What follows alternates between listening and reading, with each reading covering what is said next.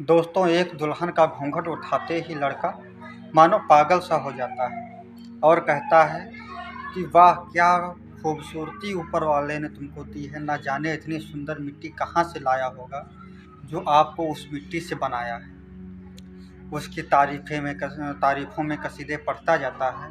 तभी लड़की रोते हुई बोलती है कि जो मर्जी हो, आज वो आप मेरे साथ कर लें। तभी लड़का उसके लड़की के दोनों हाथों को पकड़कर कहता है क्या हुआ। उसके आंसू पोंछता है और उसको समझाने लगता है कि क्या हुआ। तो लड़की कहती है कि आज आप जो चाहें वो हमारे साथ कर लें, लेकिन कल मायके में मेरी लाश सुबह भिजवा देना। तो लड़का कहता है ऐसा क्यों। दोस्तों, यह कहानी उत्तर प्रदेश के बस्ती ज़िले की है और ये कहानी बहुत ही अद्भुत कहानी है, दिल को झकझोर कर देने वाली कहानी है। यह कहानी उत्तर प्रदेश के बस्ती ज़िले की है।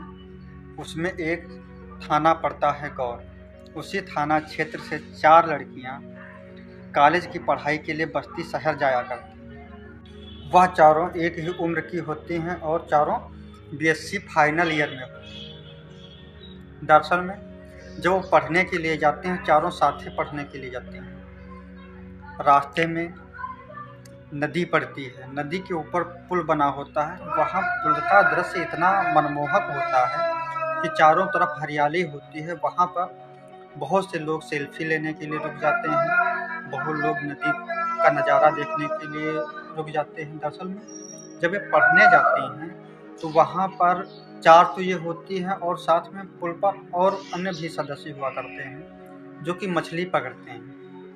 मछली पकड़ने में एक उनके साथ में लड़का होता है। उसका नाम होता है सोनू निषाद। सोनू निषाद नाम का लड़का होता है। पता नहीं उसमें इतनी काबिलियत कहाँ से होती है कि जो वहाँ पर मछुआरे होते हैं उनमें से सबसे ज़्यादा सोनू निषाद के जाल में मछली फंसती है। यही सब लड़कियाँ देखने के लिए रुक जाती हैं और फिर अपना स्कूल चली जाती हैं। फिर स्कूल आकर घर चली जाती हैं। यही लगातार उनकी प्रक्रिया चलती रहती है। एक दिन क्या होता है कि सोनू निषाद मछलियाँ पकड़ता है तो ये सीमा सिंह सोनू निषाद से कहती है कि आप भी मुझे मछली पकड़ना सिखा दें। तो क्या होता है, सोनू कहता है कि आप पढ़ने वाली ये गंदा काम आप कहाँ करेंगे। तो सीमा सिंह कहती है कि क्या मैं नहीं पकड़ सकती, मैं खाती हूँ बनाती हूँ तो पकड़ क्यों नहीं सकती।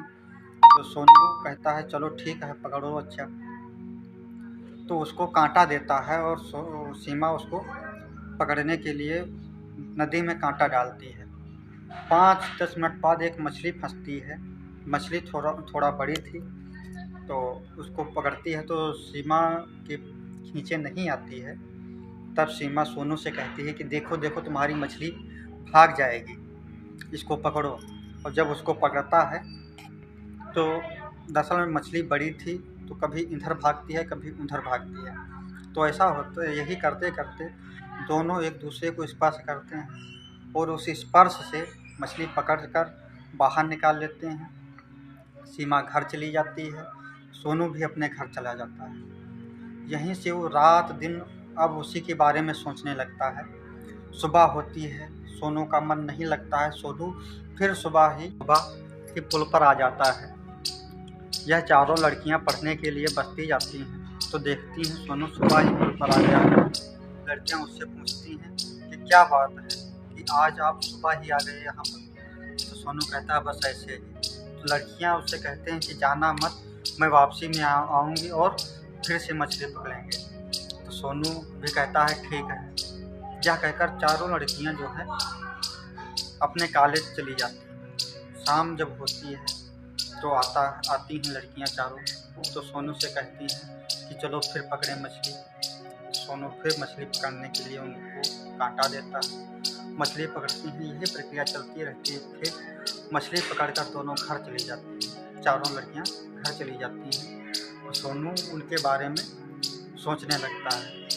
उसको प्रेम रोग हो जाता है। यही प्रेम रोग के कारण वह हर समय सीमा के बारे में सोचने लगता है। दरअसल में प्रेम ऐसी चीज़ भी होती है कि जिसे हो जाता है उसको फिर कुछ नहीं दिखाई देता है। और यही सब करते करते उनकी प्रेम कहानी इतना ऊपर चली जाती है कि मानो उनको अब सीमा के अलावा कुछ दिखाई नहीं देता है। एक दिन क्या होता है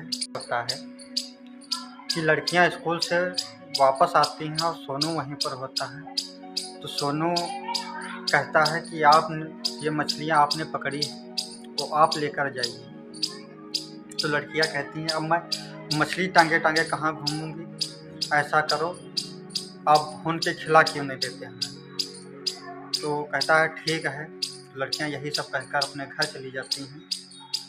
नेक्स्ट डे, अगले दिन क्या करते हैं, लड़कियां फिर स्कूल से वापस आती हैं। फिर वहीं पुल पर उनका रुकना होता है।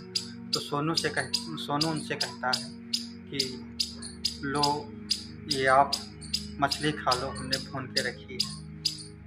तो कहती हैं अरे अब हम क्यों खाएं। तो फिर सभी लड़कियां कहने लगती हैं चलो खा लेते हैं। खाने के बाद में सब अपने गांव की तरफ जाने लगते हैं। तभी उनकी सहेली कहती है सीमा की कि सोनू जो है कितना अच्छा लड़का है और सीमा आपके लिए मछली भून के रखी थी। सीमा कहती है अरे ये सब बकवास है, ऐसा कुछ नहीं है। तो अगले दिन फिर सीमा जब स्कूल जा रही होती है चारों लड़कियों के साथ, तो पुल पर फिर मुलाकात होती है। सीमा सोनू को देखकर मुस्कराती है और सोनू भी सीमा को देखकर मुस्करा देता है। चारों लड़कियां कॉलेज चली जाती हैं। फिर शाम का समय होता है, वही 3-4 बजे वापस आती हैं। तब सोनू से मिलती हैं। सोनू से लड़कियां कहते हैं कि आपने हमें मछली पकड़ना सिखाया है। तो सोनू कहता है कि आप भी मुझे कुछ सिखा दें। तो लड़कियां कहती हैं मैं आपको क्या सिखा दूँ, हम पढ़ाई करते हैं तो पढ़ाई के बारे में कुछ बता सकते हैं।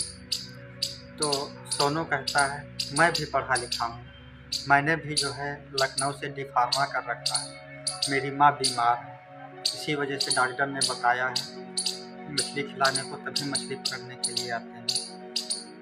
और फिर मेरी जात भी यही है क्योंकि मैं जात का मल्लाह हूँ और मुझसे पहले मेरे पिताजी भी मछली पकड़ा करते थे। यही सब कहते हुए सीमा अपने घर चली जाती है। और दरअसल में प्यार के किस्से ये कहाँ छुपाए छुपते हैं, ये आज नहीं तो कल किसी न किसी को पता तो चल जाएगा। अब धीरे धीरे पुल का क्षेत्र छोड़कर अब अन्य जगहों पर भी मिलने लगते हैं। जब मिलने लगते हैं तो उनके प्यार के किस्से धीरे धीरे उनके घर तक पहुंच जाते हैं। जब घर तक पहुंच जाते हैं तो लड़की के चाचा वो भी ठेकेदार होते हैं, भाई वह भी ठेकेदार होता है। तो एक दिन वो पुल पर आते हैं, सोनू को मारते हैं, पीटते हैं और उसको धमकी देते हैं कि सीमा को भूल जाओ, ये तुमने मिलना नहीं छोड़ा तो हम तुम्हें मार देंगे, ये सब धमकी देकर वो चले जाते हैं। फिर भी सीमा और सोनू की प्रेम कहानी अपनी चरम सीमा पर पहुंच जाती है। दोनों का मिलना जुलना बंद नहीं होता है।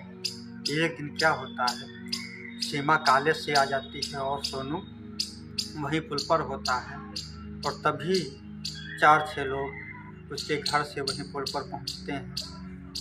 सोनू को मारने पीटने लगते हैं। सीमा बीच बराव करती है लेकिन उसको सोनू को अपनी जान बचाने के लिए नदी में कूदना पड़ता है। फिर भी उनकी दोनों प्रेम कहानी रुकने का नाम नहीं लेती है। दोनों चोरी से एक मंदिर में जाकर शादी कर लेते हैं, लेकिन सीमा अपने घर पर ही रहती है। धीरे धीरे क्या होता है कि जो सोनू होता है और उसके घर वाले सीमा के घर वाले सोनू को झूठे केस में फंसाकर जेल भेज देते हैं 2-3 महीने के लिए। इसी बीच में घर वाले क्या करते हैं कि सोचते हैं कि चलो अब सोनू भी यहाँ पर नहीं है, वो जेल में है, अब इनकी शादी करवा देते हैं सीमा की। तब सीमा की शादी उत्तर प्रदेश में एक ज़िला पड़ता है बलरामपुर में लड़की की शादी हो जाती है। लड़की की शादी बलरामपुर में होने के बाद उधर सोनू होता है। सोनू को भी पता चल, जो उसी दिन जिस दिन उस लड़की की शादी होती है उसी दिन सोनू की जमानत पर रिहाई होती है। सोनू घर आता है तो लड़की का जहाँ पर शादी हुई होती है वहाँ पहुँचता है, क्योंकि सीमा अपनी सहेली के हाथ में एक पत्र और निमंत्रण पत्र दोनों भिजवाती है। इसी बीच सीमा की शादी हो जाती है। शादी पंकज का नाम का लड़का होता है, उसके साथ शादी होती है। सीमा ससुराल जाती है। ससुराल में पंकज सिंह को पहले तो डराता धमकाता है कि तुम मेरे साथ नहीं रहोगी, इतना पैसा हमने खर्च किया है, तुम चाहे जैसे रहो, तुमको रहना पड़ेगा। लड़की कहती है कि तुम कब तक मेरे साथ रहोगे, आज नहीं तो कल कभी न कभी तुम मेरा साथ छोड़ोगे, कभी न कभी 2-4 घंटे के लिए तो मैं अकेले रहूँगी, उसी बीच में अपनी जान दे दूँगी। यही सब सोचते हुए कहते हुए लड़की पंकज से कहती है। पंकज उसको बहुत धमकाता कि नहीं तुमको रहना ही पड़ेगा। इसी बीच पंकज थोड़ी देर के लिए कमरे से बाहर निकलता है, लगभग 2 मिनट निकलता है, लेकिन जब वापस होता है तो उसके साथ में सोनू होता है। सोनू पीछे पीछे होता है, पंकज आगे आगे। तब सोनू पीछे से आवाज़ देता है कि सीमा। तो सीमा जब सुनती है सोनू की आवाज़ तो सीमा मानो उसको खुशी का कोई ठिकाना न रहा। वो खुशी के मारे रोने लगती है और वो समझ नहीं पा रही थी कि उसके साथ क्या हो रहा है। तो पंकज उससे कहता है कि जाओ, यही तुम्हारा सोनू है ना। तो तब सीमा के खुशी के मारे आंसू रुक नहीं रहे होते हैं। सीमा समझ नहीं पाती है कि यह सब मेरे साथ क्या हो रहा है। दरअसल में बात यह है कि सोनू और पंकज यह दोनों लखनऊ में डी फार्मा साथ कर रहे होते हैं, दोनों कॉलेज के दोस्त होते हैं। दरअसल में ये पंकज पहुँचता ऐसे वहाँ पर, सीमा की सहेली ने जो पत्र उसके घर पर छोड़ा था उसमें लिखा था कि मेरी शादी घर वाले कर तो रहे हैं, उनका अधिकार है, लेकिन शादी के अगले ही दिन मेरी अर्थी मेरे मायके आएगी, मेरी लाश मेरे मायके आ जाएगी। यह सब जब सोनू वापस आता है उसका पत्र पढ़ता है। उसी पत्र पर उसी के सीमा के ससुराल का पता लिखा होता है। तो गाड़ी बुक करके उसके ससुराल यानी बलरामपुर पहुंच जाता है। वह सब पंकज देखता है जब उसको वहाँ पर, तो पंकज कहता है यार हमने तो इसको बुलाया भी नहीं था और ये आ कैसे गया, चलो कोई बात नहीं। तो पंकज उससे कहता है आओ दोस्त बैठो और बताओ सोनू सब। दरअसल में सोनू पंकज को पूरी अपनी प्रेम कहानी बताता है।